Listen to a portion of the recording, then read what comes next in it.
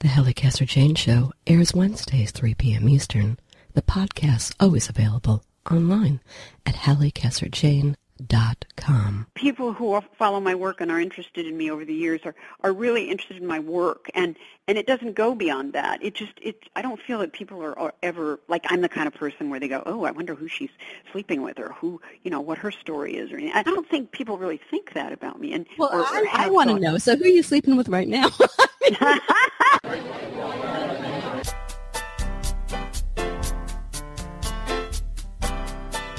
Oh, that's Swoosie Kurtz. She is truly one of a kind. Think you know her? Well, you're about to find out that the award-winning actress whose performances always surprise us on screen is just as big a surprise in real life. Hi, and welcome to the Halli Casser-Jayne Show. I am Halli Casser-Jayne. Thank you so much for tuning in. Today on the Halli Casser-Jayne Show, a conversation with that one-of-a-kind, truly amazing, America's true treasure, actress and author Swoosie Kurtz, currently co-starring in the critically acclaimed sitcom Mike and Molly, and the author of a brave and riveting memoir, part SWAN, part GOOSE. Swoosie will be joining me in a moment. But before we begin, the Halli Casser-Jayne Show is brought to you by Audible.com, a leading provider of spoken audio information and entertainment. Get a free audiobook and 30-day trial today by signing up at www.audibletrial.com/The Halli Casser-Jayne Show. And remember, The Halli Casser-Jayne Show is always available online at HalliCasser-Jayne.com and a host of venues, including iTunes, iHeartRadio, Stitcher.com, Spreaker.com, and Blog Talk Radio.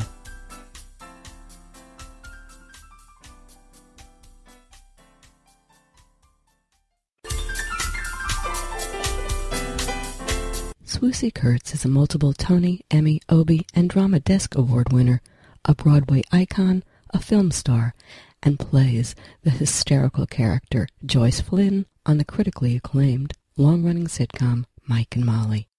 And with Johnny Rogers, she's the author of a brave and riveting memoir, part SWAN, part GOOSE.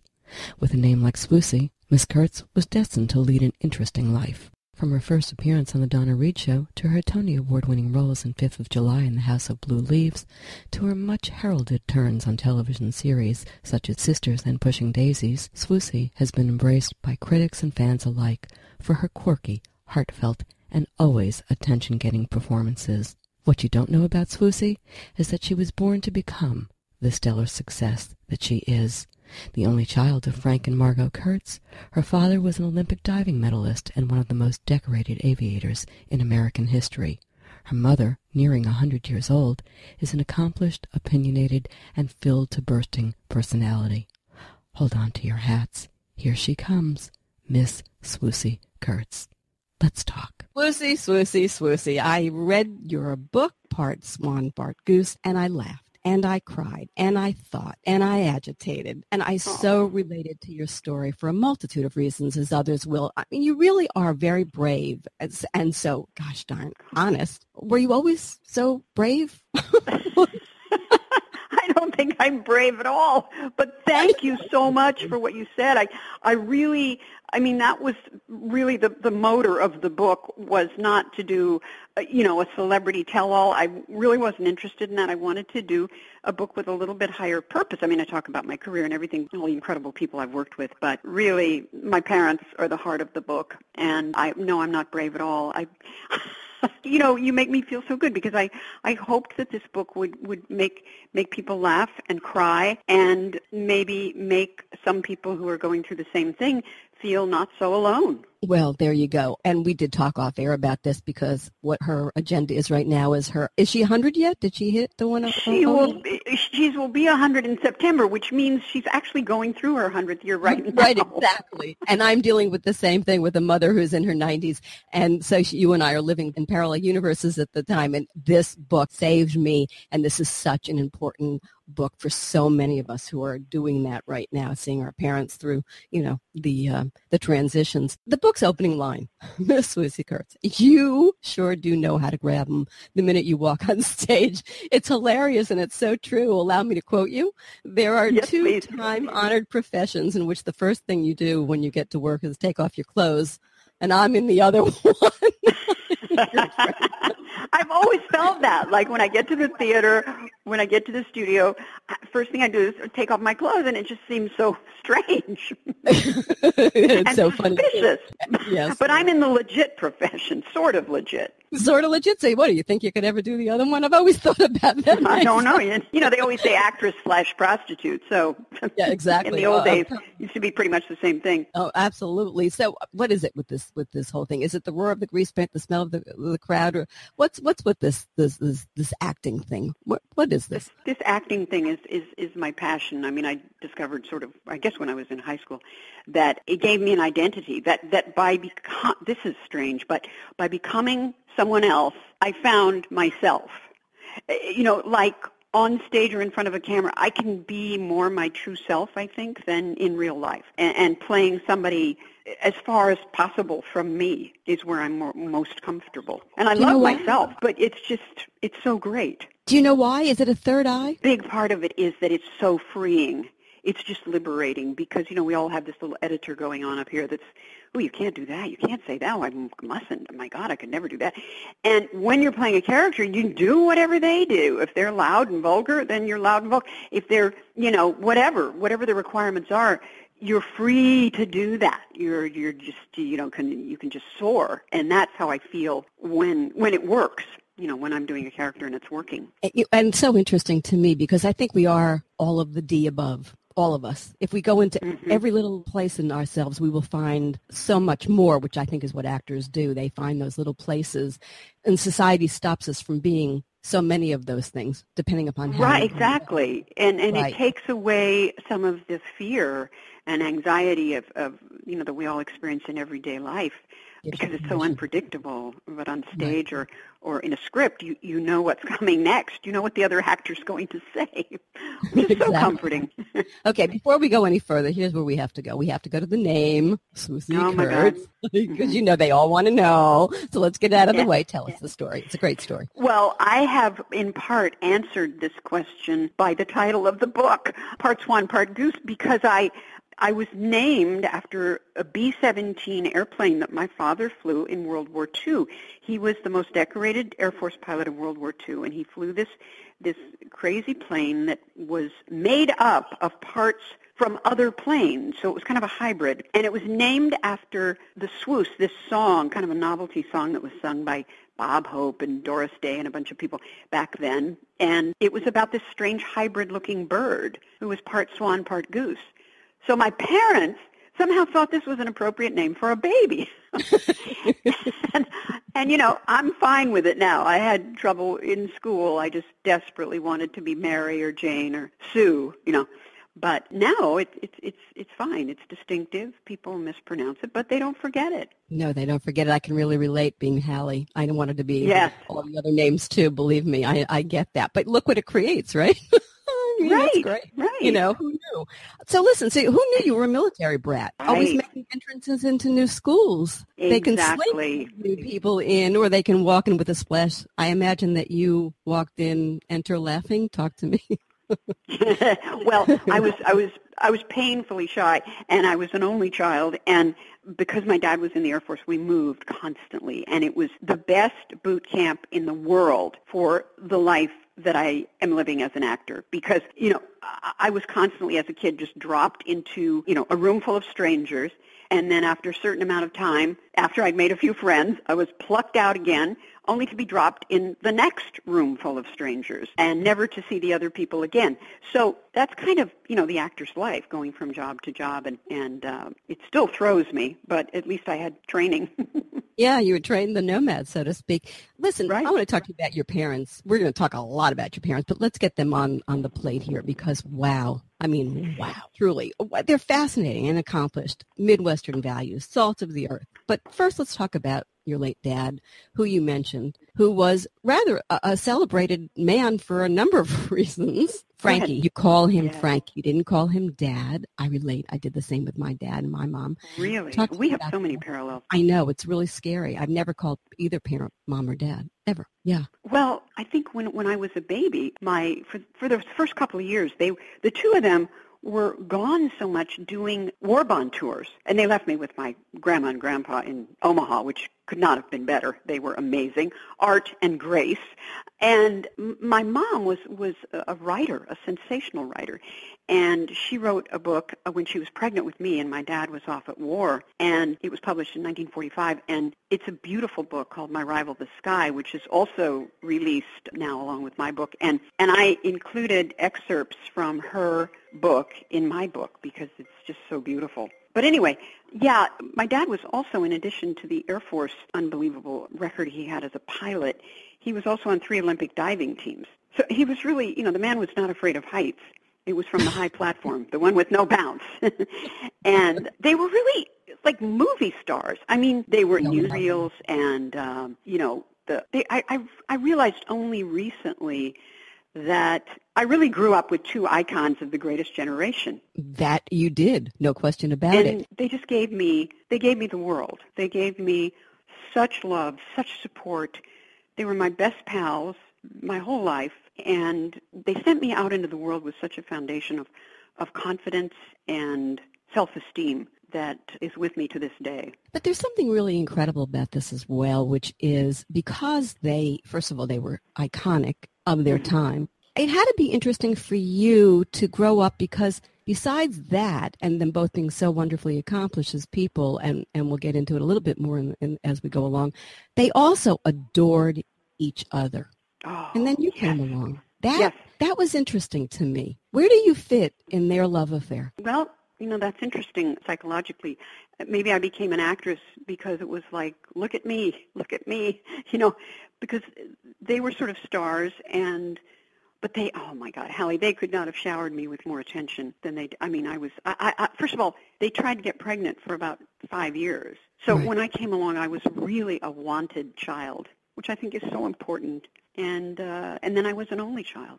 So I had such light on me. You did have such light on you, and it comes through so in the book, I have to tell you. It's like, it's what we all would want. It's like the perfect picture. It was a very magical childhood. And for years I was kind of embarrassed by the fact that I was so close to my parents, and I kind of didn't let the world know, And when I came to do this book, I thought, you know what, Swoosh, you need to tell this story. This should be celebrated. This is a love story about a family. The 3 of us were like 3 adults together. Best friends. Your parents were your best friends. Nothing wrong with that. I can relate to that one, too. Oh, God. Scary. It's really scary. No, are we sisters? I think we were separated. I have a feeling. I'm not joking. It's really, we even look alike. This is amazing. Okay. I know. Really, it's freaking me out. We were separated at birth. There you go. I'm the sister that you should have. I'm not an only child after all. There you go, kiddo. There you go. But it is fascinating to me, this whole thing. And your dad had an interesting personality. I mean, he was military, and he was so disciplined, right? Mm-hmm. You got a lot of that. Oh, my God. Oh, God. He gave me he passed on so much to me without him knowing it. He neither of them ever said to me, okay, you must do this, and you cannot do that. There was no punishment. There was no rules. It was just by example, absolutely by example, and that all of that discipline is with me today. And my dad, being this colonel and war hero and everything, my friends always would expect to meet this very stern, like the great Santini, and he wasn't that at all. He was the most gentle, soft-spoken guy, and he had a wretched, abusive youth. And it was so beautiful to see that this man could come out of such a background and be such a loving person and parent. I absolutely wish I had known him. He sounds like something else. But I think if I get to know you, then I will have known him. Yes. Right? Let me change course for 1 second. My staff, you're going to laugh your head off on this one. They had a question for you because and I didn't even think about this, but this is really true. I get a note across my desk when I'm working on the script for this thing, and I get, ask her about her body, because she's 70 years old and has made the most amazing body in the history of the world. What is with you in that body? Come on. You make me feel so good. It's so I mean, true. I hate oh my you. God, because I'm always trying to put on a couple of pounds that don't go right to my stomach, would go to my wrists or my thighs or something, but no, it goes right to my stomach. Thank you so much for that. I do work out, I must say, on the Mike and Molly set. We're in Stage 24 on Warner Brothers in LA, and the door to the gym is about 10 feet from the door to our stage. So there is absolutely no excuse when I'm not in several scenes for me not to go to the gym. So I go to the gym. I don't work out like a maniac or anything, and I don't go nearly as much as I should. But I'll tell you something, I inherited my dad's body, which is really a lucky thing because he was always slender and he exercised before it was trendy to do so. And I eat incredibly healthy because I'm allergic to a lot of things, so I just eat like insanely ridiculous, boring food, but I'm happy with it and my tummy's happy with it. So you're a clean eater. I mean, before you go on stage, or you want your chicken breast? Yeah. Oh, yeah, I got to eat. I got to eat constantly, I never understand these people who get to 8 o'clock at night and go, oh, my gosh, I just realized I forgot to eat today. That to me is so foreign. I may forget a lot of things, but I'll never forget to eat. Yeah, I can relate to that one, too. You are listening to the Halli Casser-Jayne Show. My guest today is award-winning actress Swoosie Kurtz. The Halli Casser-Jayne Show is always available online at hallicasserjayne.com. Listen, let's go back a little bit from the beginning. Your family lands after traveling in California, and you went to Beverly Hills High, which is really where you got the start for acting, right? I actually went to Hollywood High, and there was this legendary guy there, John Engel, who was the drama teacher, and he... Tell everybody who he is. People will know who he is if you put him yes. in. Well, yes, he ended up, when he took up his own career after he'd retired from teaching, he became a quartermain on General Hospital. So he became this iconic figure, and he just taught me so much about being on the stage, on energy and on stage, and your sense of self, and just amazing guy. He really did light the fire for me. He did light the fire for you, and you wind up being discovered, so to speak, by Eddie Foy Jr. and wind up on Donna Reed. Come on, how lucky are you? The Donna Reed Show. It sounds like 1906 or something, oh, but it was a big deal back then.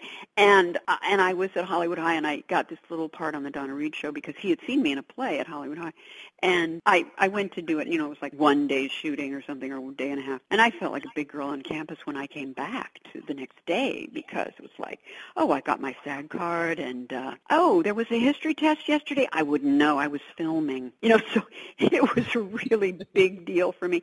And then, so we told all the relatives across the country, everybody sit in front of their TVs at this time on Wednesday night or whatever, because, of course, there was no such thing as DVR or TiVo then. And everybody's in front of their TVs, and I was basically cut out. I mean, I'm there, my voice is there, but I'm talking to Shelley Fabre, and the camera is totally on her. And I'm like a little blip in a party scene. That might have been me who just walked by. But that was my first lesson in showbiz. Good old showbiz. You never know when you're going to wind up on that cutting room floor. That's right. Ain't it the truth? So listen to me. So this is it. You're hooked. And you wind up going to England. You went to college, and then you went to England and you studied. I mean, this was it. I mean, I've never seen or read anybody be as singularly focused as you were. This was going to be what you wanted to do. So here's the question. To make it in showbiz, I mean, what becomes a legend? And you are a legend. Oh, my God. Yeah, it's true. It's true. Talent? I mean, talent is a dime a dozen. There's a lot of talent out there. Drive, perfectionism, single-mindedness, timings. Why'd you make it? God. If I knew, I would be a lot further along than I am. I mean, I think it's a combination. I think a lot of it, especially as an actor, is so random. Like people will say, oh, you should do more films or something. I go, well, I don't really have a choice in that. I mean, the only choice I have is to say yes or no. And it's very much, I think, the drive and the absolute everything else falling away. This is what I can do. This is what I have to do. Like, you have no choice in the matter. It's such a compulsion, and a healthy compulsion. And I think the discipline and preparedness and hard work and patience, and just knowing that ultimately, there are angels all around and they will take care of you. And then I think the old thing of luck comes in. Yeah. Just There's some being in the right place at the right time and somebody saying your name, having your name in their brain. But when I was reading the book, I was thinking to myself, a lot of people wait for opportunity to knock. And you're a person who knocks on opportunity. Oh, I think that's an important thing to put out there for people who are going after something as seemingly unattainable, yet stick with it. Yeah, you have to make your own opportunities, and I look back, and that was part of the thing of this book, doing this book, and looking back at my life, putting it all together, thinking, the opportunities I missed. So we're always learning. We never stop learning. That's for sure. So Broadway, California girl goes off to Broadway, goes to the Big Apple, and you make it there, and you are your father's daughter. Oh, my God, are you your father's? You took the high dive just like he did, Yes, exactly. I love that, right? That's so true. That is true. So true. Yeah. When you think about yourself, I am like my father. And I know you, like all fathers and daughters at one time or another, wind up going head to head, nose to nose, particularly if they're a lot alike, which you admittedly agreed that you did do. But when you look back and you say, geez, I really am Frankie. What? How does that feel? Oh, yeah. Oh, I see it more every day in myself. Really? Frankie. Oh, yeah. And I just love him more and more and more, if that's possible. He died in 96, and he just really was my idol. My parents, I really followed in my father's footsteps. And just like my mom found when she met my dad, that was it. She says in her book, here was my realm, here was my way. And she found her life's work when she met him. And he went after a career, very goal-oriented, very result-oriented. And that's how I am. I chose his path. Yeah. Yeah, absolutely get that. Sometimes it's not even a choice. It just is. Exactly. They wire you. Yeah, I think that's it. You're wired. Yeah. That's it. It's all decided for you. In a way, it is. I think it is. And it's funny about parents because they don't always get how they wire you because they're each playing you a certain way, the mother, the father. Yeah. And then the group, the husband and the wife, playing their daughter, right. And then you wind up being wired, and there you are, Yeah, and they don't really know they're doing it. They're not doing it even consciously, I think. Exactly. Mm-hmm. There have been times like I hear my mother say to me, how did you wind up like this? And I'm going, you made me Halli. What did you expect? Yeah, right. You wired me. You didn't realize it. But it's so funny. It is absolutely so funny. So listen, going back to New York and your first paid performance, do you remember it? Do you remember the feelings? First paid performance. Oh, that's a good one. I don't know if I do. I don't think I do. Really? That's paid amazing. Performance. Wow. The first important performance. Well, I think probably, it's going back so far.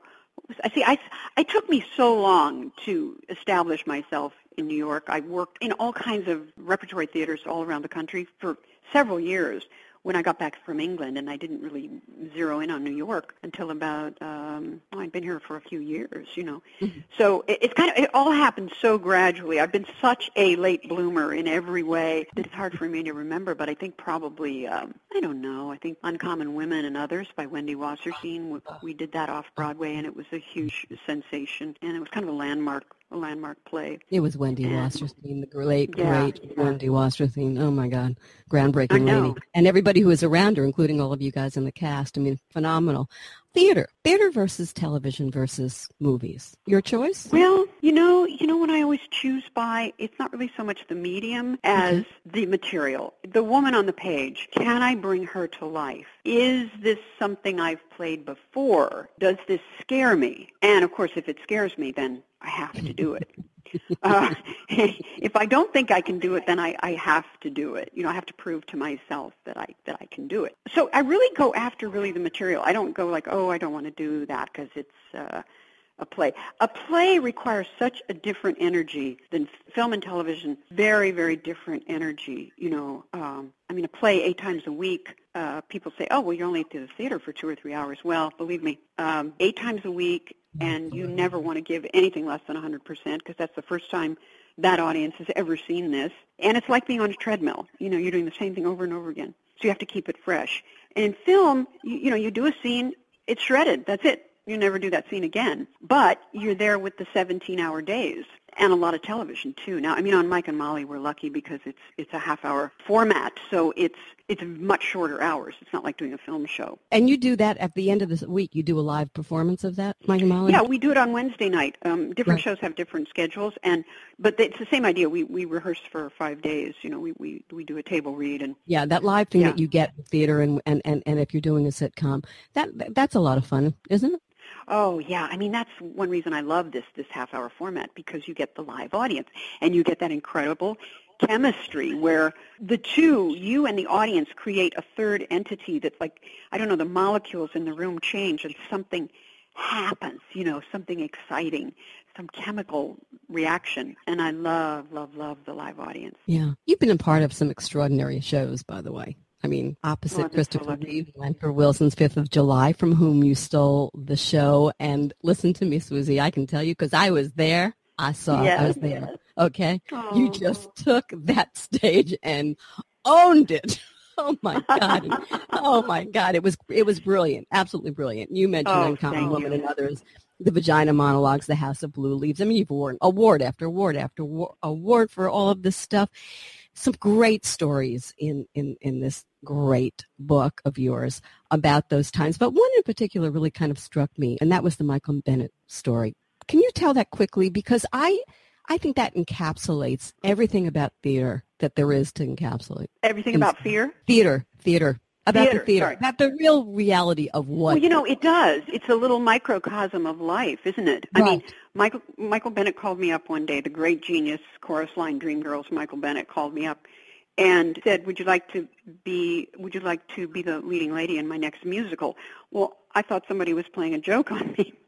Anyway, long story short, we did a year, the same way he developed Chorus Line. We did a year of workshops, and I was it. I was the lead, and I was singing and dancing, and Jimmy Webb was writing the music, and Michael said it was the best book of a musical since Pygmalion, since My Fair Lady, and I mean, he would call me every night after rehearsal. We'd talk for an hour. You know, it was just this unbelievable thing. And it all blew up. We were scheduled to go to Broadway. We had dates for the Broadway theater. I'd been measured for costumes. We weren't quite there yet, but we had a lot of work left to do on the show. But we had dates to start, rehearsal for Broadway. And a bunch of the dancers and I went on vacation to St. Bart's because we thought, we're going to be working for a couple of years here. We better take a nice rest because we're going to be working so hard. And, back then in St. Bart's, you had virtually no communication. But somebody decided one day they should probably check in with their answering service in New York. And this one of the dancers went to do that and came back to the beach where we were all lolling around and said, "Scandal has been postponed indefinitely." They said not to turn down any other jobs.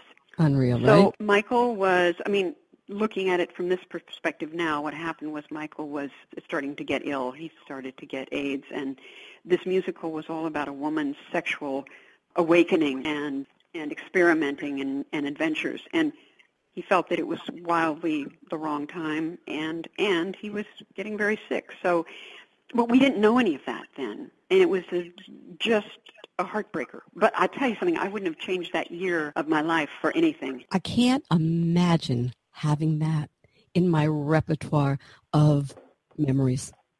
Wow. Oh, right? Unbelievable. Because all New York was abuzz about it. Like, what's happening? Oh, if only we could be a mouse on the wall at 890 Broadway and see what's happening and what's it like. And, it was very secretive. The New York Times was coming and doing a huge, massive piece on Michael for the Sunday Times, but so they did take some pictures, but it was an amazing experience. Yeah, I can imagine. But also, it was the beginning of AIDS, and look what it did to the theater community. Yeah, a heartbreak. And you got to talk to him right before he passed, and kind of made amends. Read the book. Yes. We met. We talked a lot after that, and he came to see House of Blue Leaves, and then he called me about 2 weeks before he died, and just he's still in my heart Always will be. It just goes to show you that, you know, because we always think of the glamorous part of showbiz, and there's an awful lot of heartache in the world. It isn't all glam and the opening nights. They always say there's what do they say? There's a broken heart for every light on Broadway. Yeah, I think that's the great line. You don't read reviews. Interesting. So when did you know you made it? Before I go to that one, is there any truth to saying that you're only as good as your last performance? I hope not. I always like to look at someone's body of work, and I hope that they will look at mine, you know, because we all have our you know, things that didn't work out so well. And so I always look at the great people and remind myself that, gosh, they did that too, and that was a bust, you know. So everything can't be a huge success. But right. Meantime, I just want to tell my audience, if they're listening to those sirens in the background, you're not far from Broadway right now, right? You're in New York. Yes, exactly. You know, New York, it's never tranquil. No. It's always a character in a book or in a radio show. Right, exactly. Sorry about the sirens. No, I just, in case anybody's going, what in the hell is that? I just want to let them know that's it's so funny. I love it. Your father, I think it was your dad who said it, and tell me if I'm wrong about that. Somebody said it. I think it was he travels fastest who travels alone. Was that your dad or your mom? One of them said that. That was Frankie, my dad.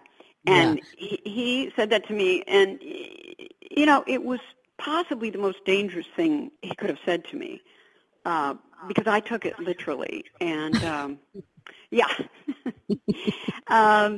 it served me well in many, many ways. But, you know, looking back on it, as I have with this book, with everything, it's so interesting. It's like, wow, that was you know, but he had a childhood and he had to scrape by and really make it on his own. So I know where it was coming from. I know what he meant. Right.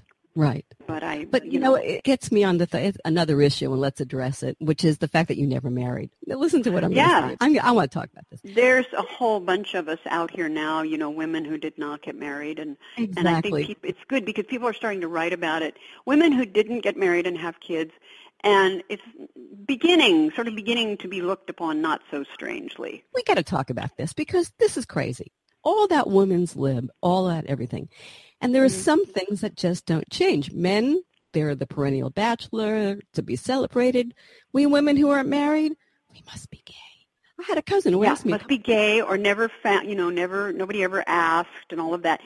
And I'm not gay, and I just, you know, I'm still hoping I'll find somebody wonderful. I don't know. I've kind of had blinders on for many years, just, you know, career. And really, I always feel like if you have to put it on your checklist, get married, along with, you know, pick up dry cleaning, like you're doing a real disservice to the person that you're marrying. And that's how I kind of felt like, oh yeah, let's see, I got to do that. And then I got to get to the theater. And and children, I love children, but I knew from the time I was a little girl that I didn't want children, you know, and I'm sure that a lot of people are absolutely shocked to hear me say that. But you know what? It's the truth. I mean, I'm just being candid here as in my book. And I just didn't, you know, like Katharine Hepburn. I mean, it was not a part of her life. Not a part of my life. So you didn't get the mommy gene. I didn't get the mommy gene. But, you know, something amazing, because I'm taking care of my mom now and have been for the last 8 years or so. She, in addition to all the other gifts she's given me during my lifetime, has brought something out in me I never thought was there, which is the nurturer, the caregiver, the mother, you know, and I have become, in essence, a mother. Not in essence. You have. Let's hold off on that a little bit. I want to go back to that because there's a reason why I want to hold off. So just play with me on this because I think it's essential to your story. But this thing about work, because work is something new too, in a way, for our generation, so to speak, to the degree that women are making that choice to go and really go for the gusto. I mean, my God, you brought up Katharine Hepburn. She was what, an anomaly. She was like, well, what's the story with her? Yes. Right? Yeah, completely. Right, and now it's not. But this is another place that women take it on the chin a little bit. If they're married and they go to work, great. But if they're not married and they go to work, then they're workaholics. Mm-hmm. There's that aspect of it too. Yeah. The drive isn't allowed to be as momentous as a man's drive. I think that's still exists, don't you? No, exactly. With a man, it's just, he's a very successful lawyer. You know, with a woman, it's, she's very driven, she's very ambitious or something. I think we have to get over that. Right? No, I mean, we got to get over it. We got this. I couldn't wait to talk to you about this and get this in this dialogue and put this out into the universe, because it's not a subject that's discussed a lot, but I think it needs to be discussed. Yeah, the very fact that we're talking about it now, that I'm not married and don't have children, it's like, well, yeah, I mean, that should just be okay, a choice. Understood. It's not like it's a featured thing, but it's good that we're talking about it. I mean that, but. Just a sidebar, I was thinking when I was thinking about this, I wonder if Hillary were running for president and she hadn't been married, whether she could even run. Oh, how interesting. Oh, my God, I'm not sure she could. I don't think she could. I don't think Carly Fiorina could either. Because that would be not, quote, normal. Right. Oh, that's a really good point, Halli. Really good point. Lindsey Graham, who is a bachelor, is probably going to declare. I want to see what they do about the fact that he is a bachelor. Oh, yeah, because that's not normal, right. Quotes. It's like, because she was married, that gives her legitimacy. I mean, Of course, she was married to, married to but, the president. but you're right. I mean, yeah. I thought about that. I don't know what made me think about that, but that's how my crazy mind worked. Great point. But it is, and I think that this is a conversation that needs to be had a lot more than it's being had. Yes, absolutely. All right, let's go to television. Here's another quote of Swoosie's. This book is filled with quotes. I wrote them all down. I have 17 pages of quotes out of the book. It's true. In the moment I realized I had the power to become someone else, I suddenly became myself. Now, she brought this up earlier in our conversation, which you all heard, but I want to go into it even more. Because, again, there's an identity thing here. Yes. Right? Yes. And girls and identity is different than boys and identity. Mm-hmm. The freedom, you can be anything you want to be as a boy, but as a girl, maybe you have to take on the characters. Maybe you have to take on the roles. I never thought of that. Oh, wow. Especially back when I was growing up. Absolutely. And I know that it's changed to some degree. I'm not sure that it's changed enough. No, that's my personal opinion. It's just, to me, it's just extraordinary. On this television thing, you become a part of some very brilliant shows. And you've worked with the best, Carol Burnett, Tony Randall. Some shows made it, sometimes don't. Welcome to the world of television. Right. You were part of a lot of powerful things, including, and the band played on, Real AIDS show, right? Right. And now you're on the critically acclaimed Mike and Molly, in which you co-star with the fabulous Melissa McCarthy and Mike Gardell. But before we discuss Mike and Molly, can we talk about something else that is near and dear to my heart, and that's the show that you were on that, to my mind, was so groundbreaking, and they need to bring it back in a new incarnation, Sisters. Sisters. I love that. Yes, it was groundbreaking. We did a lot of things like, surrogacy pregnancy and our younger selves, in a flashback. I think, a lot of literary devices that hadn't been done before, and they were wonderful writers. It was. People loved that show. And how long did that run? 3? Did it make 3 years? 6 seasons. 6. It was 6. Mm-hmm. And I could just see doing that now without the censorship that you have. Oh, my Lord, yes. We were not allowed. Yeah, we were not allowed to say orgasm practically in the pilot, let alone have one. But we couldn't. It's so funny because now, I'm on network television saying things that should probably be bleeped. Well, they don't bleep anymore, and they don't care what hour of the day or night. There's no bleeping. I mean, there just isn't. It's a free for all. It's extraordinary. Every day I get pitched from the parent something or other organization. Please will you do a show on the fact that there's no bleeping anymore? So, really? Wow. I am. I'm being pitched constantly by different agencies saying, would you do a show? And I keep saying, I don't know how I feel about that. It's censorship. And there's so much delicious stuff to watch. I know. Right? It's totally crazy. But what a great cast that had also Juliana Phillips and Celia Ward. I just read Celia's going to be she's going to play the president in a new film I read this morning. How fabulous. Yeah. Oh, my God. But let's go back to Mike and Molly, because I have to tell you, I hadn't seen it. True, because I watch hardly any TV except for that I get to download kind of thing. And I watched it, the first season, and I laughed uproariously And listen to what I loved it. It's a sitcom that I loved. This is a great show. You are such a pistol in this. Oh, God, she is really juicy, Joyce. Where did she come from? Where did she come from? Oh, God, I don't know where she sprang from. I always say that if Harpo Marx and who's the one in Breakfast at Tiffany's? What's her name? Holly Golightly. Holly Golightly. If Groucho Marx and Holly Golightly had gotten drunk and slept together, Joyce would be the unapologetic fruit of their union. She is so naughty and so bawdy, and she has no filter. She is just highly inappropriate and sexually outspoken. So, again, it's interesting to me because you character that liberates me. Right, but you talk in the book about how you get to characters, and sometimes it's a costume, and sometimes, whatever. What was the key on this one? Because this really is one of your really hilarious, just brilliant. I know. I've never played any character remotely like this. Yeah, she's really a trip. Which is what is so much fun about it. It sprang from, I think, just the words gave me, their writing is so incredible. Chuck Lorre and everybody, it's great staff of writers. I think that what they give me to say and do, she's so fearless and so, unedited that I think from that I got her attitude. I mean, I think she's Irish, first of all, Joyce Flynn, and I think she's just says what she thinks, and the consequences be damned. She's not afraid of hurting people's feelings or tiptoeing around, and she's very outspoken. She's real. And, hilarious. And I think she's very philosophical about life. I think she loves her daughters, but she doesn't hesitate to pass on what she believes is her, really acute sexual knowledge. It's just so highly inappropriate. How much practice did you get in that one? Oh, Joyce has taught me a lot. Believe me, this show has taught me a lot. Yeah, right. We're on that subject. Let's go back a little bit because you have had some very serious relationships that didn't wind up in marriage. Two that were extraordinary, actually. That I didn't know. I mean, these are long-term relationships that somehow never got out into the ozone of. How'd you keep all this under wraps so much?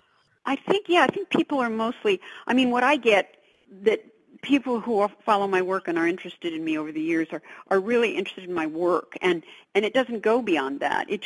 I don't feel that people are ever, like I'm the kind of person where they go, oh, I wonder who she's sleeping with or who, what her story is or anything. I don't think people really think that about me. And I want to know. So who are you sleeping with right now? My teddy bear. Oh, baby. My dog, Edie. Yeah, there you go. That's right. That's a better way, actually. It's a lot safer. I mean, that is interesting about you and your persona as I'm researching for this.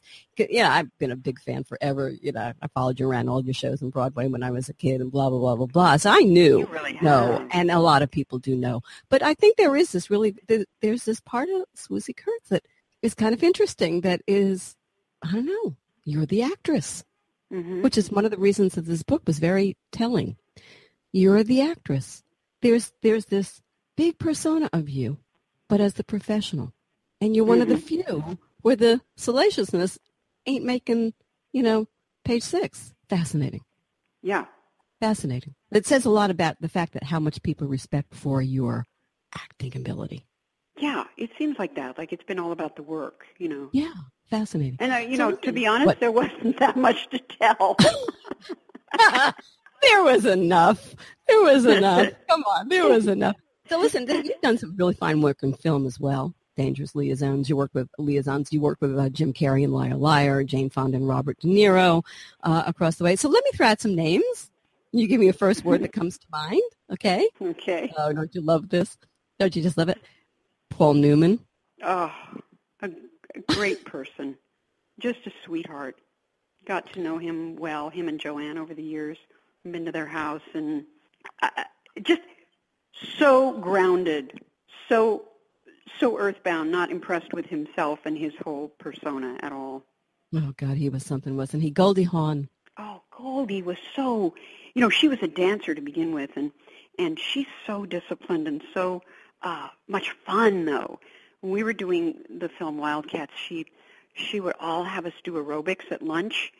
And I would think, oh, my God, I can't do aerobics at lunch. I've got to eat, But eventually I found that it gave me so much energy to do that.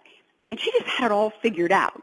She had her snacks figured out and her food. And she was a great movie star in that sense on that film, that I observed.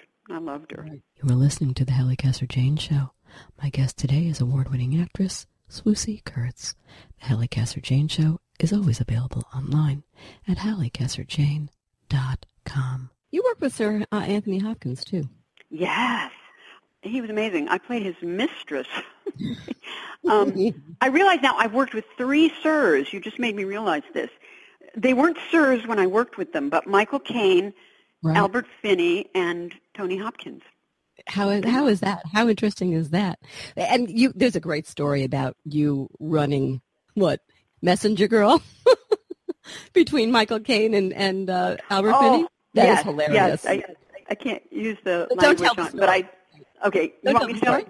No, I'm going to say don't tell the story because I want to tease everybody. You need to go and you need to pick up this terrific book, by the way, just out in paperback, part SWAN, part GOOSE. There are some stories in here that you just won't believe. But I said Anthony Hopkins. I don't think you gave us a word. For Anthony Hopkins. Kind of very British. Very. He was terrific to me. I don't think he and the director were getting along very well, and they were both being sort of Welsh. They had no problem with letting the other one know that. So it was very interesting to watch. Right. But he was wonderful to me. Oh, Michael Caine. I fell madly in love with Michael Caine. Everybody falls madly in love. Seriously in love. And when our last day of shooting came, I was literally, my heart was breaking. I mean, I couldn't stand to be away from him, to be like, he wasn't in love with me. This is a one-way thing, let me be clear. And he said, don't worry, we'll see each other again soon. And here I was presenting on the Tonys about 3 months later, and he's backstage. And he turned to me and he said, you see, we see each other. So he's just, oh, God, he's a great Renaissance man. Is there a favorite that you love to work with so I can get you in trouble? A favorite that I love to work with? Yeah. Of somebody? Who's your favorite person ever to work with? Ever? It can't be just one person. I think I love Cherry Jones, my dear friend. We did a play by Nora Ephron on Broadway. Yeah. And, oh, God, Tony Randall was incredible. He's not with us anymore, but he was amazing. Tony and I did Love Sydney together. He was the first real gay character on television, although you would never have known it because we weren't really allowed to do it. Announce it to the world, right? Exactly, totally. Right. I get that. Yeah, crazy times. Things have changed, thank God. You reveal. But Katharine Hepburn, I have to say Katharine we're going to Hepburn. talk about her, so hold your horses. Awesome. Really, lucky you. Damn, girl. Yeah. You reveal in your book that you had an abortion. I love the way you handled this in the book. But before we get to the way that you saying anything about it, it was the one thing you never told your mother. Your mother, you have told every little aspect of your life about. Yes. Talk to me. And it took writing the book, to make me realize that, to make me realize it was to make me question it, like, why did I never tell her? Right. And I think one of the reasons was the time. It was 1963. And if I had told her that, it would mean that I was having sex, A, and then to tell her I was pregnant on top of that was unthinkable at the time. And, she understands everything, and she would have handled it. But from my mind at age 19, it was like, no, I can't. And also I realized I didn't want to tell her because she tried so hard to get pregnant with me and tried for years. And to just say, oh, I'm pregnant and I want to get rid of the baby, it would be horrifying. So, no, I never told her. Fascinating. And your thoughts on abortion? My thoughts on abortion come from my own personal having been there in 1963, which was a horrifying time to go through an abortion. To first of all decide to do it was just agonizing, and to then try and get someone to do it was like, it's like being in the CIA or something. You had to find the right person and the phone number, and you had to pay, and then you didn't know if your life was going to be okay, and your health and your safety, and it was horrendous. It was horrendous, and I would hate to see us go back to a time when those would be the circumstances of what I went through. So I just wish so many more would speak out like you have on this issue. You've had something very special with these parents of yours, no question about it. We've established that, and they weren't, as we said, just your parents. They were your best friends. They're the people that you like to hang out with. Right. They understood you, and your mom. They just understood you, and you are totally devoted to the legacy of your dad, and now taking care of your mom, and I love that about you. Frankie's gone. Margot can't stay with you forever, and hear me out. In the same, I don't know. I guess I'm curious as to how you're going to feel when her show ends. The same way as you feel when any show ends. I mean, what happens to you? Have you thought about the possibilities, life without parents? I love the way you said when her show ends, because I've always said, it's been a good long run. Right. It's been, these last few years have been the long goodbye. And it's just been a kindness of the universe that I've been given this time with her to get used to less and less of Margot each day.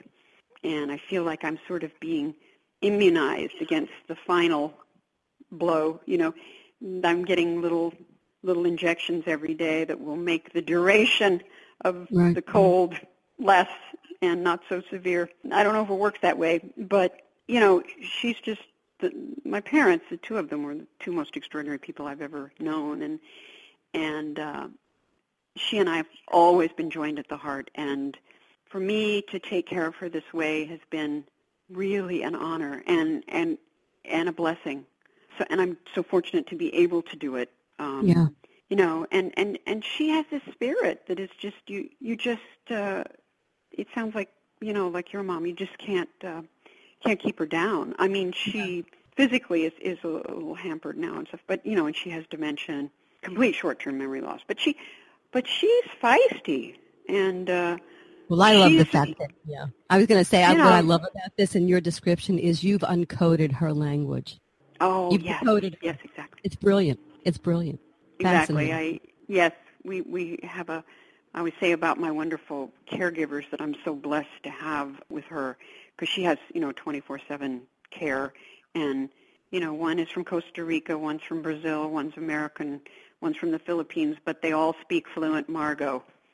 And I'm just in awe of what they do, and they care so much. But she lives with me, so it's kind of like, even though caregivers are there, I'm always present. I'm always doing something, and she. I try to step away, a lot, and let them do their thing. But you're running the show. I haven't thought about. I mean, I have tried to think about what it's going to be like when her show ends. I'm trying to kind of prepare myself, but I don't know if you can do that. I think I just have to go through it when it happens. Yeah. Then I lead you here. Do you still have dreams that you haven't accomplished? Oh, yes. I mean, definitely. I want to try. I'd like to dip my toe into some kind of musical situation. Mm-hmm. I'm not a singer per se by any stretch of the imagination. Any actress is a singer. But, Michael Bennett thought I was good enough to put out there. I have a really good ear, and I have good pitch. I can, carry a tune, but... You could do Mame in a heartbeat. Oh, Mame, that would... Oh, what a great character. You could. Yeah. You could do it. And, wow, well, I'll listen to it. I'll sing along. I'll be great in my apartment. You could do that. You could do the other one. What was the other Streisand, where she plays the Jewish matchmaker? You could do that one, too. Oh, are you kidding? If it's anything Streisand sang, no, there's no way. You can do anything as far as I'm concerned, so don't give me that. Listen, out of the mouth of Swoosie, I want to be the first person on broadcast television to say clitoris. Oh, yes. Why not? We talk so much about the penis. My mom said, she's so great. She comes out with these things. A few years back when they asked me to do the vagina monologues in New York, and I was telling her I was going to do the vagina monologues, and she says, well, I'm glad. It's about time. We've talked so much about the penis all these years. Keep full time. I just love it. I just love it. But you haven't had the chance yet, so you can say it on my show, and we'll put it out on the airwaves. Oh, okay. Can I? Okay, here we go. Ready? No, you're ready. Okay, I'm waiting. Okay. Clitoris. We got it, girlfriend. I said it. Oh, my. It may be the first time I've heard it on the air on broadcast networks either. So listen, well, and so I keep much saying on Mike and Molly, we say everything else. Let's say that. I mean, we can do it. It's not a standards and practices thing. I don't know. I'll tell you, I saw something on TV last week that was the first time I've seen it on TV, on Stars, on Outlander. They're showed saying everything now. They showed a What piece. show was it? Outlander. Do go watch it. You'll love it. If you have not seen Outlander, I tell everybody you have to go watch Outlander. It's phenomenal. Okay. It's on Star. I mean, really, go get Outlander. You will love it. But they showed penis. I was shocked. Wow. It's been so long since I've seen one. I went, what is that? What am I seeing? Well, wait a minute. Hold the phone. So listen to me, Dom. So much has happened to you in your phenomenal career. Your story actually includes the fact that you started to mention, I'm bringing it up now, on screen with the great Katharine Hepburn in her last on-screen moment. I mean, you describe it in part Swan, part Goose beautifully, and you write, and I'm going to read what you wrote. She and I are perched on a bronze brocade settee. I've had a life, she says, of no regrets, and that's what I wish for you, my dear, a life of no regrets. That's what the character she was playing said. So, Swoosie, any regrets? Not really. I wish that I had been bolder and braver, and I think I may still get there. That's about it. Just that nothing, oh, I wish I hadn't done that or done that. It's more like within myself. I wish that I could have developed sooner, faster, kind of stuff I'm learning now. I feel like I'm just now figuring it all out, really. I've been speaking with Swoosie Kurtz, actress, and with Joni Rogers, the author of a startling and revelatory memoir, now out in paperback, part Swan, part Goose, a Peregrine book, a Penguin Random House company. For more information, visit penguin.com. Before I go, I want to remind everyone that podcasts of current and past shows are always available to listen to free on iTunes under the Halli Casser-Jayne Show. The Halli Casser-Jayne Show is also available for download via Spreaker.com, Stitcher.com, BlogTalkRadio.com, and a host of other venues. Google the Halli Casser-Jayne Show, and you will find us. Of course, podcasts of our shows, both past and present, are always posted for your listening pleasure at HalliCasser-Jayne.com.